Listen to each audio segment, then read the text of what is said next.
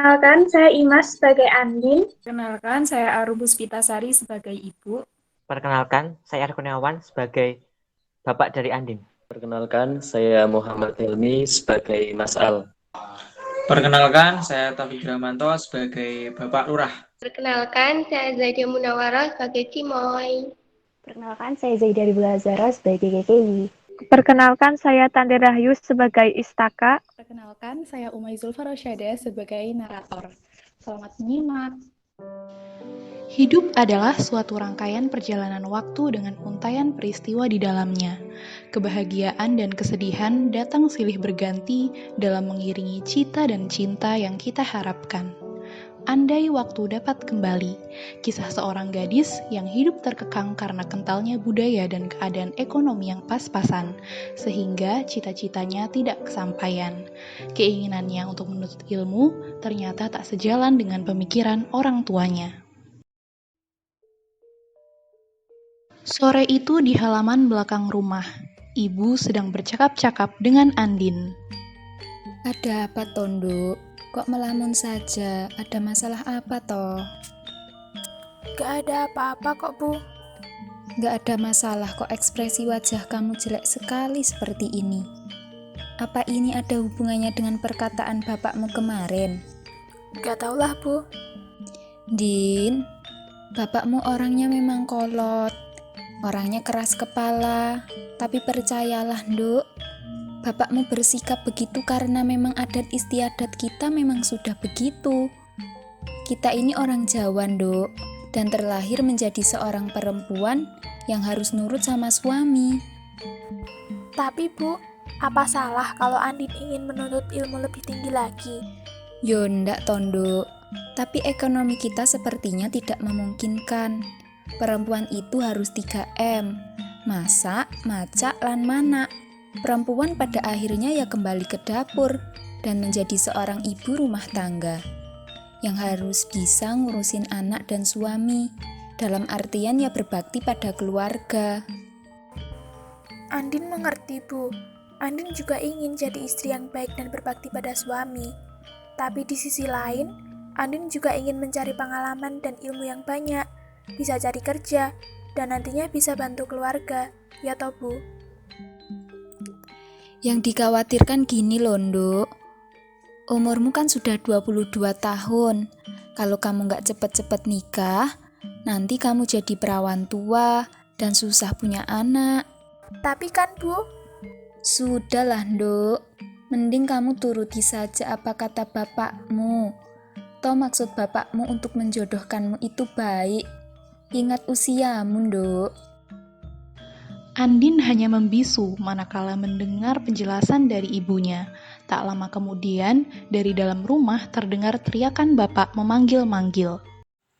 Bu, Ibu, Din, Andin, bapak mau ngomong sama kamu, Din. ada apa toh, Pak? Kok kelihatannya penting sekali? Nduk, tadi bapak mampir ke tempatnya Pak Lurah. Katanya dia sudah setuju. Ya Allah, Pak. Mesti ini soal Mas Al lagi kan? Tak omongi ya, Nduk. Mas Al itu orangnya ganteng, pengusaha sukses, punya banyak toko di mana-mana. Dan kita itu kalau mencari jodoh harus melihat dari bibit, bobot, dan bebetnya. Tapi, Pak, kata teman-temanku Mas Al itu suka gonta-ganti pacar. Halah, itu baru dengar dari temanmu toh. Iya, Nduk. Siapa tahu teman-temanmu salah. Andin itu belum mau nikah. Andin masih kecil. Andin masih ingin meneruskan kuliah, Pak. Kowe wis wani toh lawan bapakmu. Cah wedok dikandani kok ngeyel. Pokoknya bapak nggak mau tahu. Kamu harus terima pinangan Mas Al, anaknya Pak Lurah. Sudah toh, Pak, sudah. Ingat penyakitmu, nanti kumat lagi. Suasana rumah yang awalnya adem ayem mendadak panas. Andin dan bapaknya terlibat pertengkaran karena perjodohannya dengan Mas Al anak Pak Lurah. Berita tentang lamaran itu pun tersebar luas dengan cepat dan akhirnya menjadi bahan perbincangan penduduk setempat. Moy, udah tahu belum? Ini loh, Mas Al anaknya Pak Lurah mau menikah. Mas Al? Nikah? Masa sih? Kamu jangan bohong dong, Is. Iya, emang siapa coba calonnya? Itu sama si Andin yang rumahnya di tengah sawah. Hah? Andin? Nggak salah. Dia kan cuma tamatan SMA. Iya, miskin lagi. Emang Pak Lurah nggak malu apa punya menantu kayak dia? Apa jangan-jangan si Andin main guna-guna ya? Kayaknya nggak separah itu deh. Mana mungkin Andin kayak gitu. Emang dari dulu kok Mas Al itu ngejar-ngejar Andin. Tapi Is, siapa tahu juga Cimoy bener. Enggak mungkin, Kay. Andin itu cuma pengen meneruskan sekolah, tapi bapaknya tuh nggak ngizinin. Ih, Andin bilang gitu, palingan juga cuma di depan kamu doang, Is. Nggak mungkin. Aku tahu siapa Andin. Udah sih, mending kita ngomongin yang lain aja. Cimoy, KKI, dan Istaka pun mengakhiri perbincangan mereka tentang perjodohan dan pernikahan Mas Al, anaknya Pak Lurah.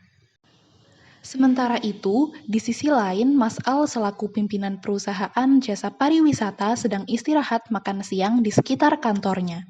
Kebetulan, Pak Lurah atau bapaknya sedang ada urusan di kota, sehingga ia menyempatkan waktu untuk makan siang bersama anaknya. Piye le, urusannya perusahaan lancar toh? Ya, kondisi sekarang kan lagi pandemi, Pak. Pendapatan dari jasa pariwisata begini pasti menurun. Banyak yang milih di rumah saja daripada keluar pergi jalan-jalan. Iyalah, ya sing sabar ya le. Pokoknya semua ada jalannya. Namanya hidup ya pasti ada ujian. Oh iya, si Andin piye kabare? Nggak tahu saya, Pak. Astagfirullah, calon istrimu loh, Jan. Seenggaknya kalian tuh saling tanya kabar, no loh.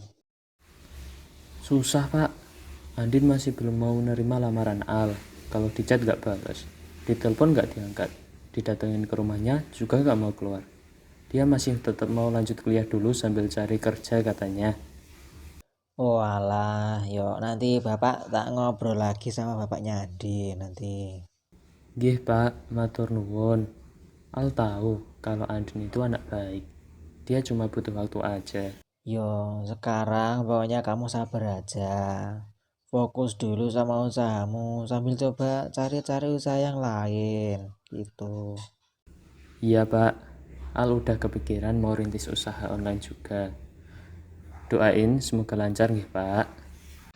1 minggu berlalu semenjak pertengkaran Andin dengan bapaknya. Pagi itu, Bapak Andin sedang pergi ke sawah, sehingga yang ada di rumah hanya Andin dan ibunya saja. Din, kamu mau kemana? Ini mau main ke rumah Itsaka, Bu. Sekalian cari informasi tentang lowongan pekerjaan. Duk, bapakmu itu orangnya keras.